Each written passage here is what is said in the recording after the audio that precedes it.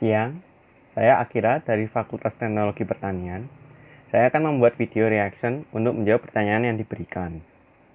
Dari topik yaitu videonya kesombongan.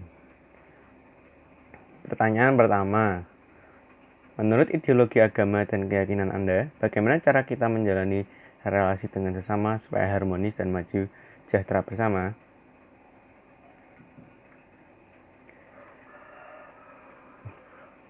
Saya sendiri jujur saja tidak terlalu mendalami dalam profesionalisme bisa mengutip dari kitab-kitab suci saya, dari Alkitab. Jadi saya mengutip ayat yang simpel saja. Saya mengutip dari Yohanes 13 ayat 34. Aku memberikan perintah baru kepada kamu, yaitu supaya kamu saling mengasihi sama seperti aku telah mengasihi kamu, demikian pula kamu harus saling mengasihi. Terus yang kedua petikannya dari Matius 22, pasal 22 ayat 3. Dan hukum yang kedua yang sama dengan itu ialah kasihilah sesamamu manusia seperti dirimu sendiri.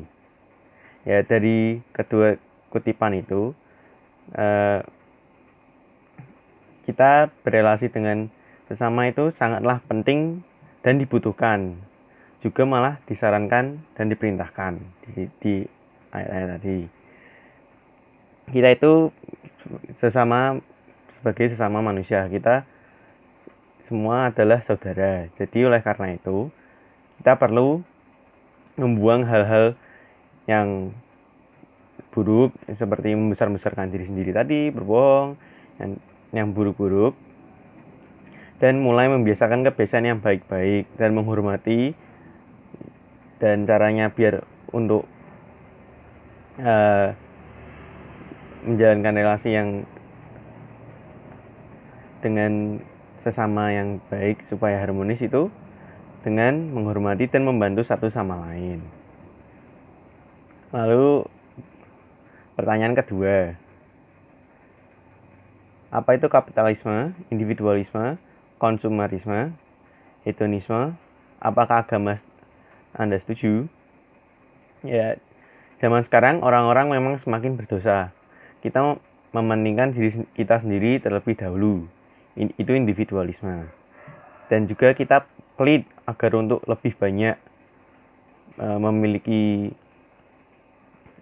dari semua orang, mau uang, mau barang, itu definisi kapitalisme. Kita selalu juga membeli yang berlebih-lebihan daripada yang kita butuhkan, konsumerisme. Dan kita tuh hanya mau menghadap ke sisi yang enak-enaknya dan menyingkirkan hal-hal yang tidak enak, itu hedonisme. Ayat yang aku petik itu Yohanes 6 ayat 27. Bekerjalah bukan untuk makan yang akan dapat dibinasakan, melainkan untuk makanan yang bertahan sampai kepada hidup yang kekal, yang akan diberikan anak manusia kepadamu, sebab dialah yang disahkan oleh Bapa Allah dengan materainya. Kita jangan mencari hal-hal yang menyenangkan diri terus, karena itu semua kan bisa musnah dengan gampang. Ya, selama kita masih bisa, kita berbuatlah baik dan belajar dari segala aspek yang diberi Tuhan. Pertanyaan yang ketiga, di dalam kitab suci Anda dijelaskan dunia kiamat karena kesombongan manusia. Jelaskan apa yang terjadi sebelum, selama, sesudah konsep kiamat tersebut. Kiamat di dalam Kristen itu nantinya Tuhan Yesus akan turun untuk yang kedua kalinya, di mana dunia itu sudah rusak, lapar, kelaparan, kesakitan, miskin, dan banyak hal-hal yang lain. Dan saat penghakiman orang-orang, siapa yang hidup dan siapa yang mati, Antikristus itu akan menduduki bumi selama 7 tahun. Terus juga nanti ada 7 materai, 7 sangkala, dan 7 hukuman dari cawan kemurkaan Allah. Lalu di penghujung pemerintahan antikristus, Tuhan Yesus turun ke dunia untuk kedua kalinya.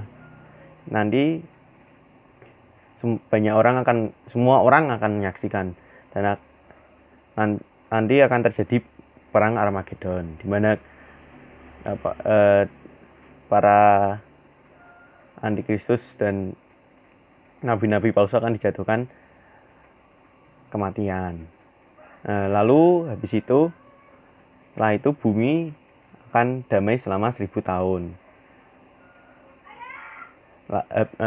Setelah 1000 tahun berlalu, akan terjadi penghakiman terakhir. Terlemparlah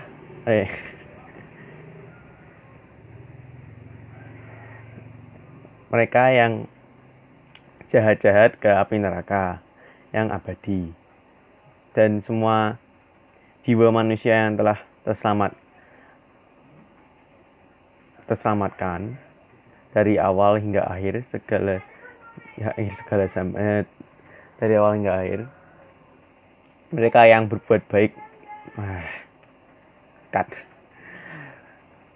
mereka yang berbuat baik masuklah ke dalam sukacita Allah Bapa. Di Wahyu surga definisinya itu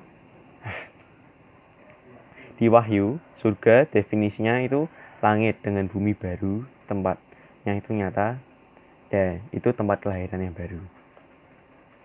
Ya, sekian dari saya. Terima kasih. God bless.